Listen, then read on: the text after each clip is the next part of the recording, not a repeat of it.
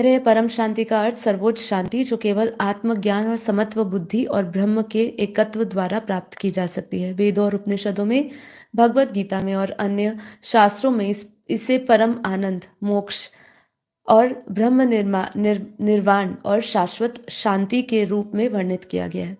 तो परम शांति जब आप दोहराते हैं, जब परम शांति मंत्र को अपने जीवन में अपनाते हैं, तो आपके जीवन में क्या आता है? आपके जीवन में परम आनंद आता है, आपको मोक्ष की प्राप्ति होती है, आपको ब्रह्म निर्वाण होता है अर्थात अल्टीमेट लिबरेशन मिलती है, आपको ब्रह्म प्राप्ति होती है और शाश्वत शांति मिलती है जिसे परम शांति कहा है। यह अवस्था तब प्राप्त होती है जब व्यक्ति अपने अहंकार, मोह और सांसारिक इच्छाओं से मुक्त होकर ब्रह्म में तादात्म्य स्थापित करता है। तो ये बिल्कुल क्लियर है कि अगर आप उस ब्रह्म स्वरूप को प्राप्त करना चाहते हो या परम शांति प्राप्त करना चाहते हो या परम आनंद की गति चाहते हो, चाहे ब्रह्म निर्वाण चाहते हो, चाहे शाश्वत शांति चाहते हो, ये तो निश्चित है कि आपको अपना अहंकार और मोह और सांसारिक इच्छाओं को छोड़ना होगा। आपको इनको छोड़े बिना आपकी परम शांति में गति नहीं हो सकती है। तो ऋग्वेद में भी क्या कहा गया है? ऋग्वेद में कहा गया है कि सत्य, तपस्या और आत्मज्ञान के मार्ग से ही परम शांति प्राप्त होती है। तो अगर आप सत्य के मार्ग पर हो, तपस्या कर रहे हो, आत्मज्ञान ले रहे हो, तभी आपको परम शांति प्राप्त होगी, अन्यथा परम शांति प्राप्त नहीं होगी। यहाँ पे क्या कह रहे हैं? एक श्लोक के दौरान बताते हैं कि जो परे है, जो सबसे ऊपर स्थित है, वही परम शांति का स्रोत है। कितनी सुंदर बात है। हम जानते हैं कि परम शांति, हम बार बार सभी को कहते हैं कि परम शांति जो है परम धाम के वाइब्रेशंस है।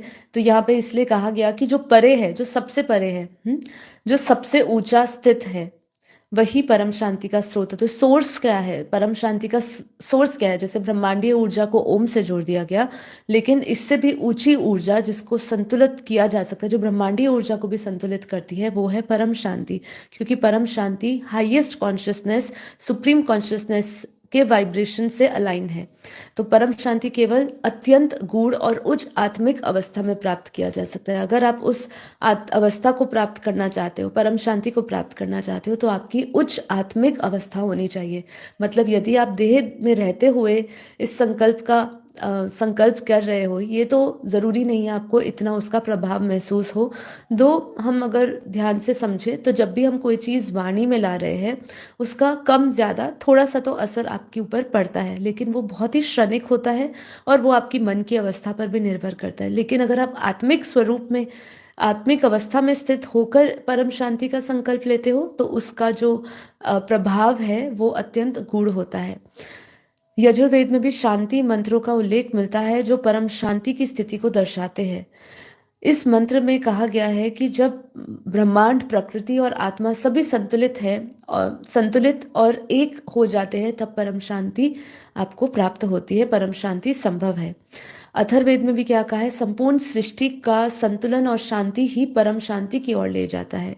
उपनिषदों में भी कहा है, ईशा उपनिषद में कहा है कि जो सभी प्राणियों में आत्मा को देखता है, सभी आत्मा को ब्रह्म में देखता है, वही परम शांति को प्राप्त हो सकता है। तो परम शांति को प्राप्त होने के लिए आपको कितने सारे क्राइटेरिया चाहिए?